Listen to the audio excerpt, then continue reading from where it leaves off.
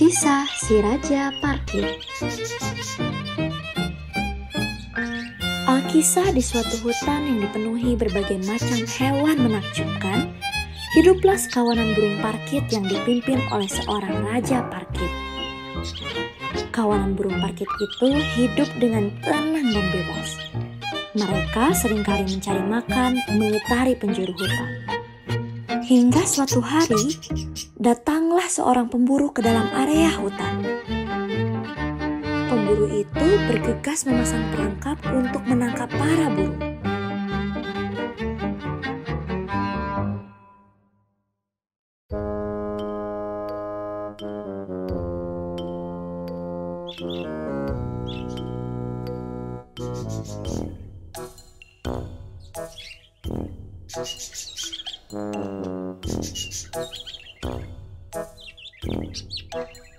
Sayangnya, para parkit justru terjebak di dalam perangkap sehingga mereka menjadi gelisah. Bagaimana ini? Kita semua akan binasa. Tenang, semuanya tenang. Pemburu hanya memasang perangkap. Artinya pemburu ingin menangkap kita hidup-hidup kan? Lalu, aku punya ide. Bagaimana kalau kita pura-pura mati sehingga pemburu akan melepaskan kita? Mendengar saran dari Raja Parkit, kawanan parkit pun memutuskan untuk berpura-pura mati. Tak lama kemudian, pemburu kembali mendatangi perangkap.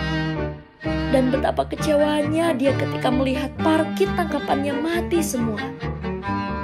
Karena merasa kecewa, pemburu pun akhirnya membuka perangkap miliknya. Dia ingin memastikan apakah burung-burung itu memang mati. aku akan memeriksanya terlebih dahulu. Seketika, seluruh parkit di dalam sangkar pun terbang keluar, menyisakan Raja Parkit yang tertinggal di sangkar. Ketika melihat seluruh tangkapannya terbang, pemburu pun marah besar. Jangan marah, wahai pemburu. Aku mohon, jangan sakiti kawananku. Dan balasannya, aku bersedia menjadi peliharaanmu. Pemburu pun menyetujui penawaran Raja Parkit. Sejak kejadian itu, Raja Parkit selalu bernyanyi untuk menghibur pemburu di rumahnya. Sampai suatu hari, Raja Kerajaan Manusia pun mendengar suara nyanyian Raja Parkit. Raja Kerajaan Manusia pun akhirnya menghampiri pemburu. Berikan aku burung parkit yang bisa bernyanyi itu. Dan sebagai imbalannya akan kuberikan sekantung uang emas. Baiklah, akan kuberikan burung parkit ini padamu.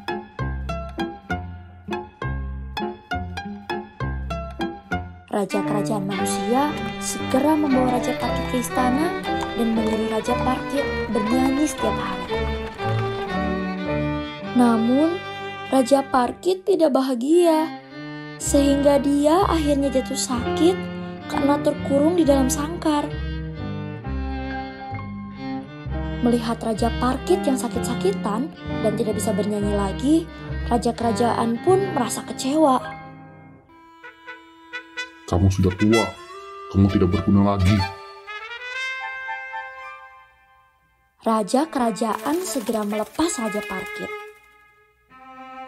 Dan saat itu juga, Raja Parkit bergegas terbang ke puncak dedaunan supaya sulit digapai.